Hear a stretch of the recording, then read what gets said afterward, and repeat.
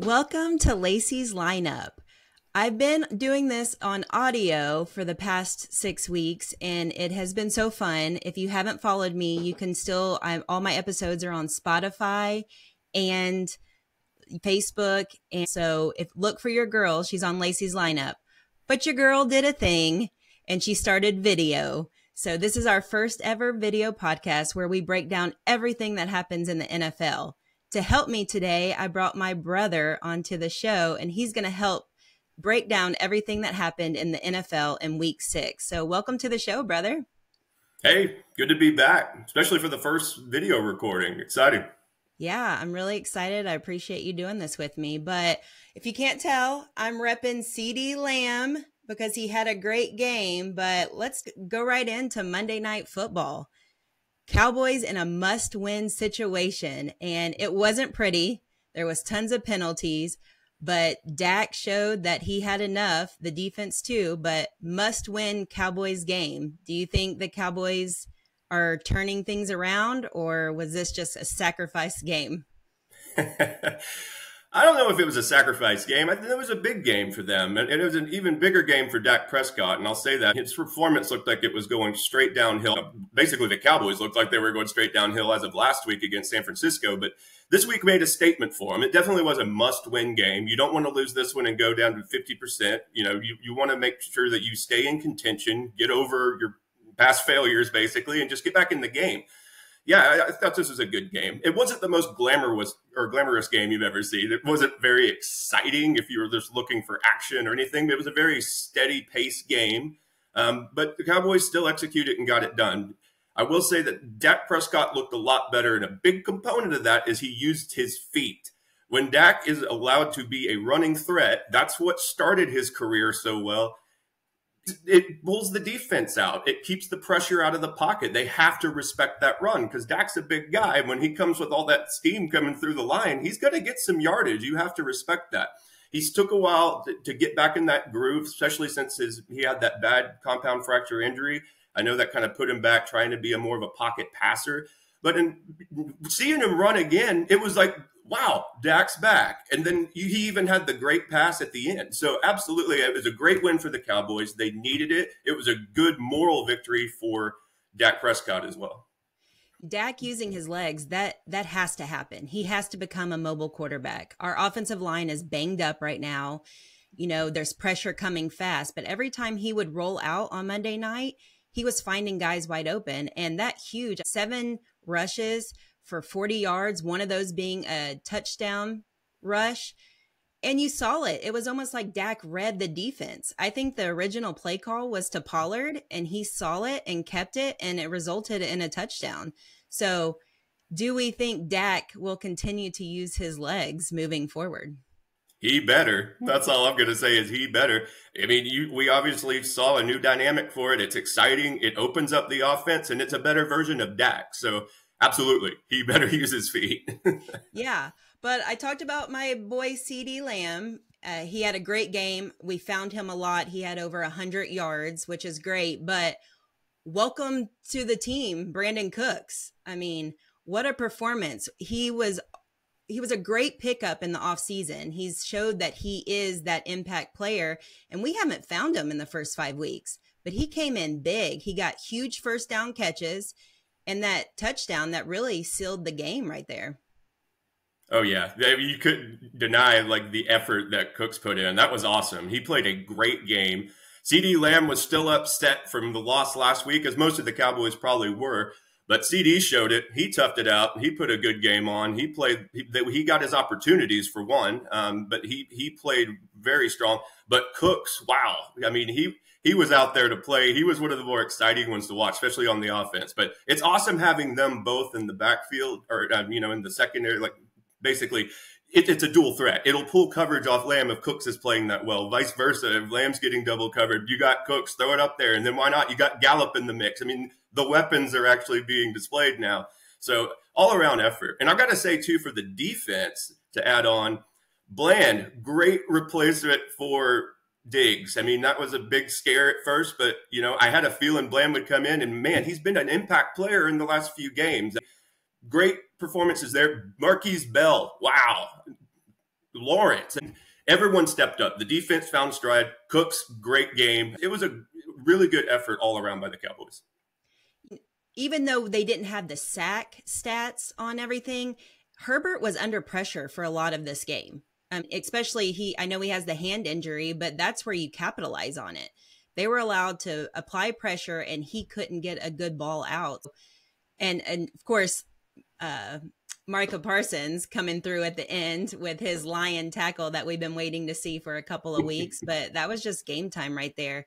But like you said, Bland is great. Losing Van Der Esch last week, I do like Van Der Esch as a player, but I was excited to see Marquis Bell get more touches. And man, did he prove that he belongs out there with that defense.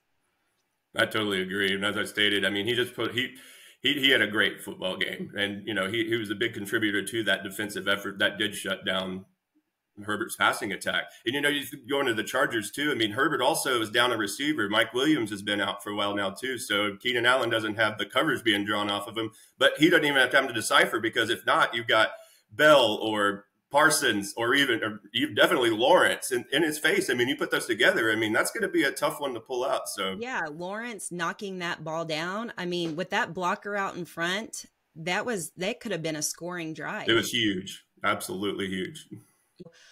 But they did it. I mean, don't take it away. Chargers are a good team. I know they lost Mike Williams, but Keenan Allen is a huge player. And you could tell that the injury to Herbert did affect his game. He missed a wide open Keenan Allen twice. That was like blown coverage and was scary. Yep. But I think that came from the pressure, though, that he was being applied to him. So it wasn't all just on the injury.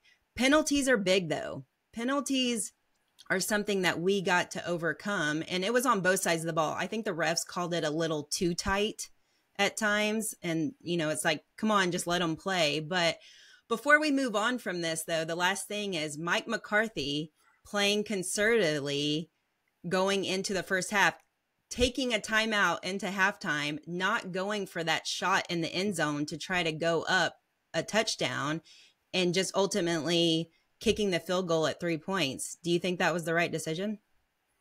I don't think that was the right decision, and I can't even understand the decision.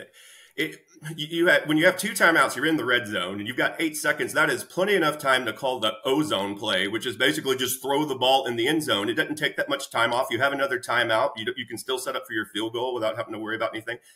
Give your team the chance. That would have been a big touchdown right there, and that could have gave us even more momentum. Ultimately, we made the field goal. You're not going to get the ball at halftime, right? Exactly. So, you know, and I even saw, like, McCarthy had even said that he thought about it, but the reason was he was just like, oh, there's been some penalties and things going on.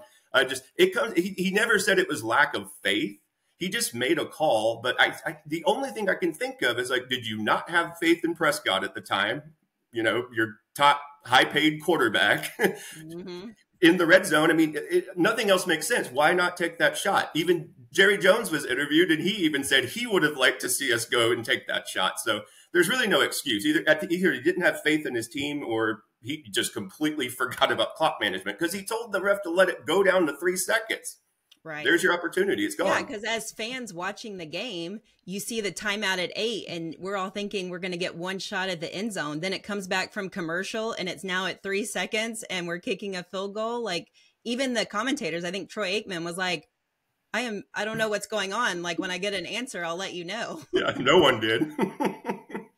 But conservative play, which ultimately taking those 3 points was the difference in this game. So people can argue that that is what did it. But we left 10 points off the board, and moving forward, especially into the playoffs, we can't play that conservatively and think that we're going to win those games. No, we can't. But hey, going into the bye week, we are 4-2, not 3-3, which is a huge difference. And now we can sit back and relax and then just regroup, get people healthy, and be ready to play the Rams in 2 weeks. So overall, happy the Cowboys survived. And let's just move on and build from that. Absolutely. But some teams that were not as lucky this weekend, which as Cowboy fans, because we both are, we were happy to see the unbeaten teams fall. So there is no more unbeaten teams left in the NFL. But let's start with the 49ers falling to a Deshaun-less No Watson, Browns on any given Sunday, 17-19. What happened in that game? I'm going to go ahead and state the biggest thing that happened in that game. We all now know Brock Purdy is human. We got to see a different side of him that we haven't been exposed to yet. I mean, he's coming out playing like a supernatural force for a while, like nothing could go wrong. I mean, credit to him. It looked good. This game did not look good for him. He had the injuries. You had McCaffrey going out big. You had Deebo Samuel going out big. You even have Trent Williams, left tackle, going out. That's big. But there was a lot of opportunities that he had. Ayuk was playing good. He when he made, we connected with him, they worked, but he missed him a few times. And then, just all sorts of just bad timing. He was consistently inaccurate the whole time. It just wasn't a good game from him. But the fun thing is with all that, they still had so many opportunities to win that game, even down to the final field goal. So regardless of Brock having probably his worst outing that we've all seen, they still had it. So it was a circus of a game. But credit to the Browns defense. I don't want to leave that out. The Browns put up a great game. They played it the way they needed to win against San Francisco. But, yeah, a lot of opportunities left on the field from the San Francisco offense for sure. Yeah, because I was talking to some of my San Francisco friends, and I know, believe me, we argue with the refs every week when it comes to the Cowboys on questionable calls. And there was a lot. It was raining. But I've talked about this in my podcast. Purdy is surrounded by, I feel like, unlimited weapons. I mean, they have a strong offensive line. He's got Deebo, McCaffrey is his favorite player, which rightfully so. And then you have an Ayuk. I mean, he just literally can check down, and he has weapons in every check down. But I was always like, when something goes wrong and he loses those weapons, can he be the elite quarterback that they've had him placed on this pedestal to be? And it proved that he's not. Whether you can't make that an excuse, his McCaffrey and Deebo, yes, it's hard, especially when you lose them within the game, so you don't have a game plan when they go out. But he looked, for the first time, pressure. I think he threw an interception, and it just looked jumbled. And he, for the first time, looked rattled. Like you said, yep. Human. He's human. He's not there yet as far as being the elite quarterback who can just walk in and save the game and make things happen. Can he be there? I think absolutely he has the potential to. He just still needs some work and experience there. Yeah, but you can't, even that, they still, like you said, had opportunities to win this game. I mean, even the Browns missed a field goal, and it was just the penalties. I mean, don't take away anything from the Browns. Kareem Hunt has came in and did a great job. PJ Walker, he had 2 interceptions, which the 49ers didn't capitalize on. But overall, the defense is what won that game. I mean, the Browns defense are looking very strong. And don't count out Myles Garrett either. All that pressure that they had. And when Williams went out, Williams is the one that was protecting Purdy. When 49ers lost Williams, then he got broke loose. So, yeah, big hats off to the Cleveland defense. Like I said, they stayed in it, and they did everything they needed to win that game. Their offense can improve. It's not bad. It's just not as potent as what San Francisco's can be. But, yeah, absolutely, their defense is what puts them on the map.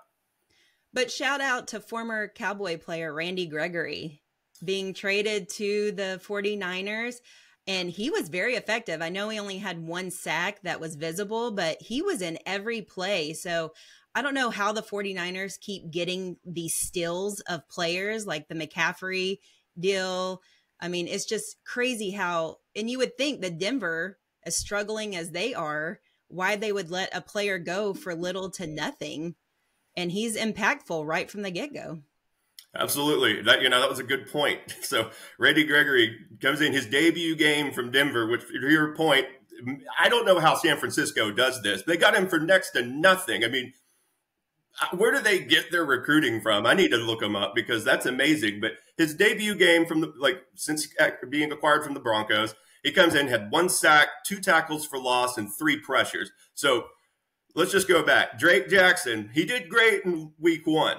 But from week 2 through now, he hasn't been getting the job done. In just this one game, his debut game, Randy Gregory has already done more than what Jackson has done in weeks 2 through now. So great acquisition. You can't let that be ignored. So San Francisco, they know how to do it when it comes to acquiring talent.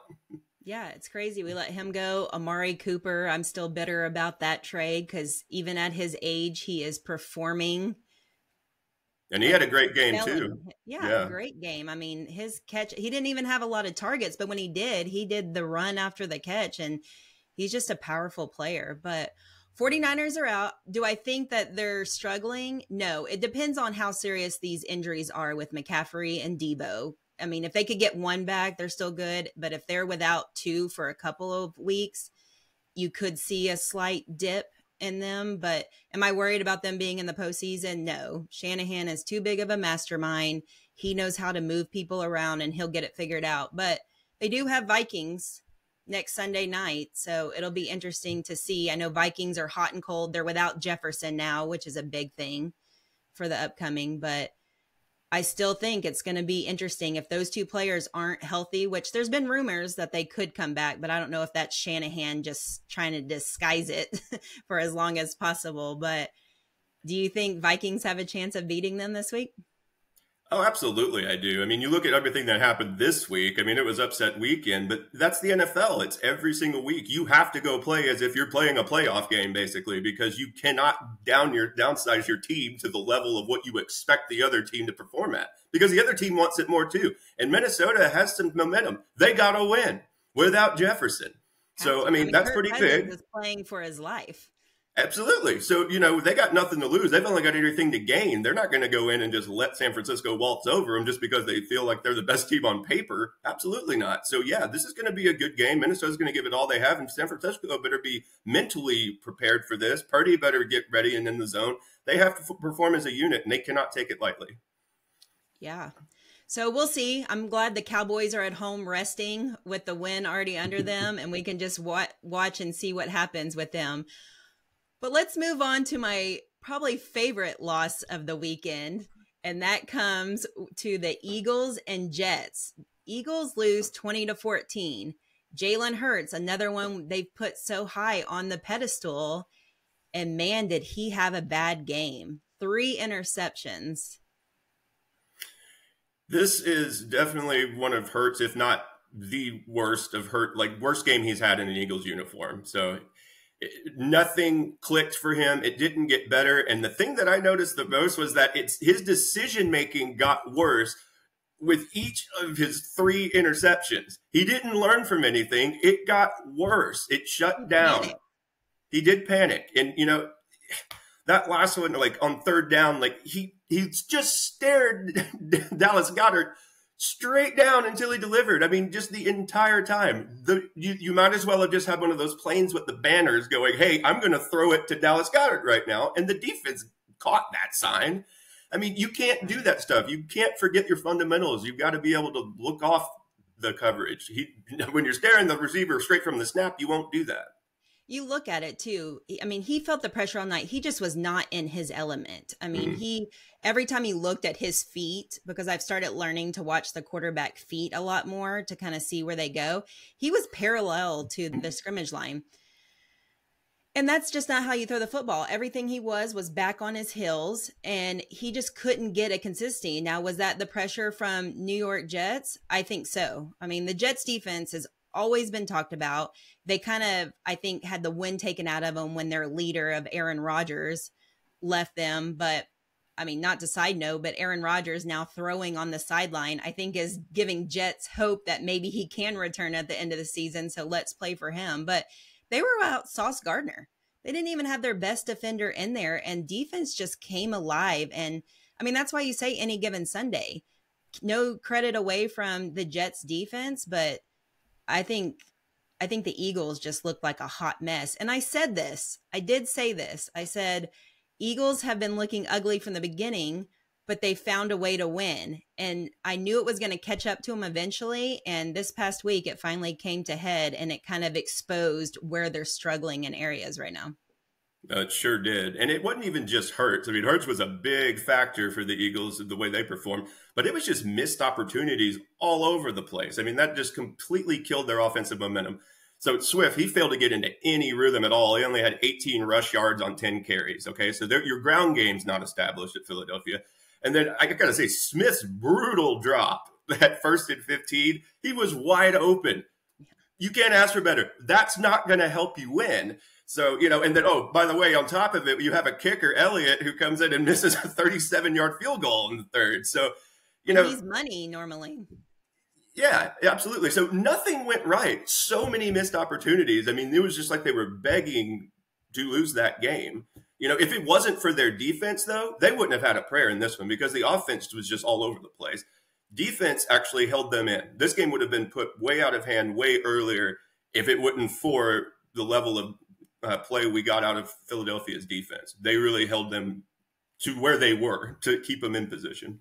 I agree with that. And it really, even at the end of the game, could have easily have been a 4th interception on Jalen Hurts. The guy just dropped it, but it was thrown right to him. I mean, it was just a mess. Again, just like I said, the 49ers, do I think that they are going to drop? No. I still think these were a flukes of a game, but it exposed them and it made them seem less scary to other teams. And they now look beatable. It's just going to be, where do we capitalize on those weaknesses on where they build? But it'll be interesting to see that, again, this weekend, they're playing Monday Night Football against a Dolphins team who puts up a lot of points. And you have Tua going against Jalen, who are old teammates, at Alabama, who Tua actually took his spot. Yeah, we know that one. I think Jalen Hurts is going to come out not just to prove that it was a fluke last week, but he's going to try to prove that he should have never lost his position at Alabama. Yeah, absolutely. You can't help but just think that that's got to be in the back of both of their minds. So that'll be a big test, and the Eagles just have to learn how to close out games too. And that's going to be something really important taken into Miami, because once again, hats off to the Jets defense. Just like the Browns, these games were very similar. As poorly as San Francisco and Philadelphia played offensively, their defenses kept them in. But they also were in position to win the game. But the Jets wanted it more in this one. At halftime, they realized they're not out of it. They're down by a score. They wanted it. They came out and played the second half, taking that game.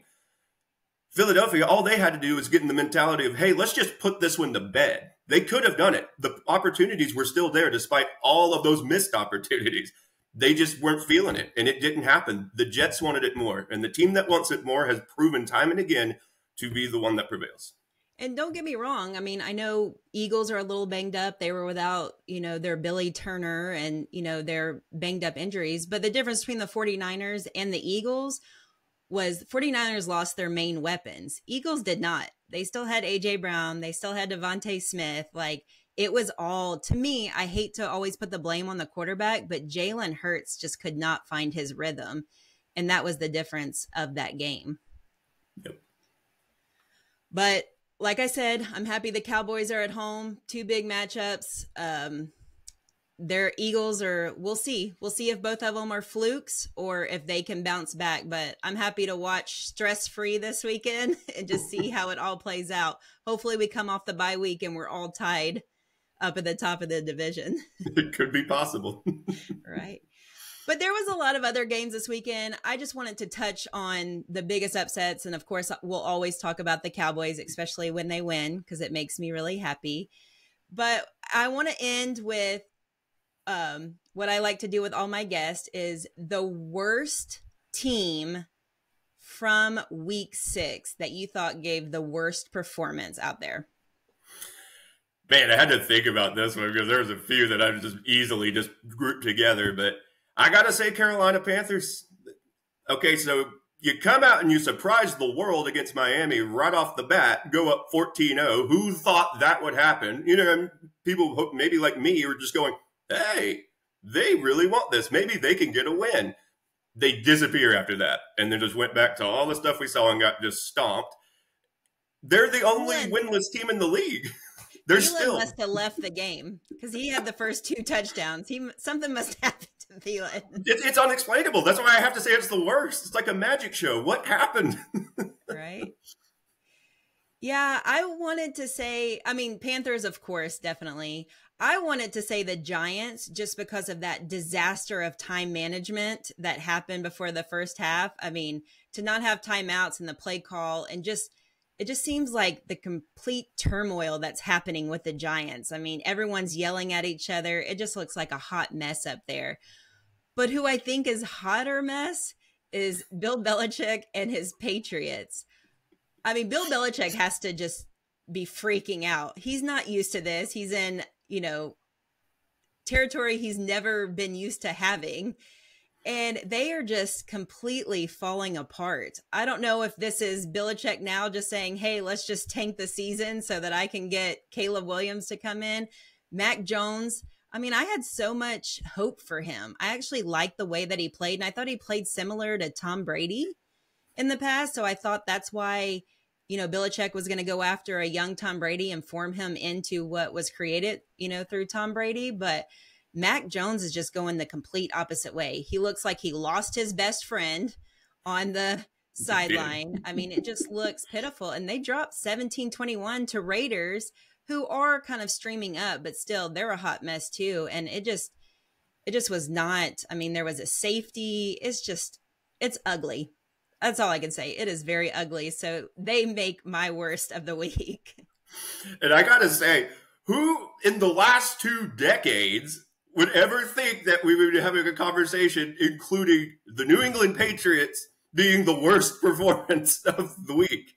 And actually probably the worst team in the league throughout right now, honestly. But I mean, Belichick's beside himself, but he recently came out and even said, the Patriots just need to start over. They do. That's probably a good plan right now because you can't keep working what worked for you in the past. Those players are gone. You got to regroup everything, reassess talent, start from scratch because right now, I mean, the funny thing is it almost looked like they could beat the Eagles right out of the gates. Right. Wish that could have happened, but it didn't. But after that, I mean, we've seen it all. I mean, they just fall apart. So, yeah, wow. Crazy. I mean, and to give another Cowboy shout out, Ezekiel Elliott actually had a pretty good game as well. So, but it's bad when Zeke is your best player on the night. Well, at this stage, yeah. Yes, this stage of it. But all right, well, let's go to fans that might be a little bit happier on their week 6. Who do you think had the team that had the best performance of week 6? Hands down, Detroit Lions. I'm telling you, they have been playing such great football this year. It's been fun to watch. And I'm sorry, unless you're a diehard Detroit fan, Detroit games are usually oh, they're on, or they're the ones that played before Cowboys at the Thanksgiving game, You can't say that this year. And mind you, because of San Francisco and Philadelphia losing this week, they're tied for the best record in football. You can't deny it. So go Lions. Great performance this week and the last few, honestly. I have a feeling they're going to keep steamrolling. Yeah, if we would have had a crystal ball looking into the future, like you said, you had Patriots as the worst and the Lions as your best of the week. It's crazy. It's like the Twilight Zone. But me and you are in sync. I had to do the Lions too. I mean, no one is talking about them. I mean, if they do, it's like an afterthought. I mean, it's all Eagles and 49ers, and they are tied with the best record right now. Yep. They beat Kansas City. They are just steamrolling through these, and they're doing it quietly, which is probably what is a good thing. They don't have the pressure or the spotlight on them. If I'm still looking in my crystal ball, there's a good chance that the NFC is going to have to run through Detroit to get to the Super Bowl this weekend. Goff is, remade. He is, we thought he was on his way out, and now he is knocking on the door, putting up great numbers. They have St. Brown, Montgomery. They're just, all these players are just coming out of the woodwork, and they have a great coach leading him the culture is great there. So Detroit Lions are my sleeper, but they definitely out of the weekend had the best performance. Crazy. Agreed. Last though, so this is weeks 1 through 6. So everything that we've seen so far this NFL season. From both conferences combined, who are your top 5 after week 6 Super Bowl contenders going into week 7? So, number 1, I've got San Francisco still. And as we said, you can't chop them down too much for one loss. If they get another one, then that's a totally different story. But because of the scenario and everything, I mean, I still think they're so dangerous. So I still think that they're number one. Number two, I'm going to have Kansas City. It hasn't been as glamorous or flashy as it's been in the past. I mean, it doesn't have Tyreek Hill. He's moved on to a different team where he's doing great. But, Mahomes hasn't been like, setting records this year, but they're winning. So ever since, Detroit knocked them off right to start the season, but after that, they've been fine. So they find ways to win when they win by a pretty good margin too. So 2 for Kansas City. I'm going to have to keep the Eagles at 3 for now. This is a tough one for me, but same thing with San Francisco. They had a bad game. They just lost once, so you can't really knock them too hard on that. Their future play will decide how they stay on that, just like everyone, but I'm not going to drop them out of the 5 yet. Next would be where Tyreek Hill landed in Miami. Miami has been impressive. They're still impressing. I mean, you saw they came back from a 14-0 deficit to Carolina, despite Carolina's best efforts. And, I mean, they capitalized on it. I mean, Miami's been rocking it. And then the 5 was so hard because I swear these are neck and neck. It's hard to pick. I don't know if I'm allowed to do a tie. I can pick one, but I would say Buffalo and Detroit right there. It's just – I almost want to say Detroit because what we just talked about, they're so good. But like Buffalo, when they win, like they smoked Miami. I mean, that was like not even a chance. And like, it's just, but they also have those games where it's like, or like the one they lost to the Jets, even when Aaron Rodgers had like a snap, So, okay. I mean, you just never know. They're kind of tied. I'd say Buffalo right now if I had to pick one just because of the method in which they win. But I swear the Lions are right there in the hunt. So just had to give them that special prop. Who knows? They might be way up there even further, like for me next week. So I like your picks, but you're going to be shocked because my number one, I didn't have any question. I'm putting the Lions at number one. There it is. Number one. I mean, they have the best record they're tied, but they have the best record in the NFL. They've been the most consistent. They haven't really faltered. I mean, they are playing, they are growing. I think they deserve to be the number one spot after 6 weeks. I mean, they're the team that nobody's talking about, but should talk about because they have all the ingredients. They're staying healthy. And Goff is just proving to be the Goff from his like rookie years. Like he's just playing out of his mind and he's got so many complementary players around him that now it's fluid. It is fluid. But right now I am giving the notch to the Eagles. Second is the Kansas City Chiefs. I mean, they looked a little rocky in the beginning, but you have Patrick Mahomes. They're sailing right now. Things are starting to happen. And even if he doesn't have the personnel around him, Mahomes makes plays. Mahomes finds a way to win, and he continues to do that. You can't not have, when they're winning right now, you can't have the Super Bowl, last year's Super Bowl champions not in your top 5. So they take my number 2. I dropped 3 to the 49ers. They were number 1 for me last week, but I think a lot is going to play into what these injuries play out to be this week. I think Purdy is now human, and now that he's come down off of cloud 9, will he be able to rise back up? But I still think that they're contenders. We're going to see them in the postseason. I still think that they have everything it takes to make a Super Bowl run, but they did come down to 3 for me. 4, same thing, Eagles. Was this a fluke game or was this, something that is going to be, start a pattern with them? We'll see how it goes, but they're still there. They're still tied with the best record in NFL, so they're going to stay in my top 4. 5, I had a tie, but it's funny. I took Dolphins out this week. I don't know why. I know that they're still good, but the Bills beat the Dolphins, so that's why I put them ahead of them right now. But I tied them because I had a tie in my 5th too because it's so close with the Bengals. I mean, Joe Burrow is back. Joe Burrow looks like Joe Burrow. Things are starting to shift in Cincinnati, and I think they're about to go on a huge run. I mean, they have all the weapons. They know how to get places. People were counting them out because they dug a hole. They are slowly digging themselves out, and they are consistently in the past 2 weeks looking like Super Bowl contenders. Yeah, I got to say, isn't it funny? When you go back to when you and I first talked on week 2, Look at how it's changed in 4 weeks, because we were concerned for the future. We didn't even know if he'd return the next game. I mean, and when he did, it wasn't glamorous overnight, but you're right. Wow, it's the Bengals are back. And it goes back to our point that we were making. The Bengals need a functioning Joe Burrow to be where they were or where they want to even be. So it's cool. I like the fact that it's happening. Good for Joe. Hopefully get some of that flack off of him for that contract extension too, because I mean, it all happened in tandem. So yeah, interesting pick. I like it. And that's crazy, though. I don't know where Bengal went from limping in a fourth quarter to playing 100% Joe Burrow. Like, what magic juice did he drink from one game to the next? But he must have been with a San Francisco recruiter or something. Right? Same magic. But, I mean, he's looking like it. And now Jamar Chase is back, and they're finding that connection. I think Bengals are on my watch list for sure about making absolutely. a run.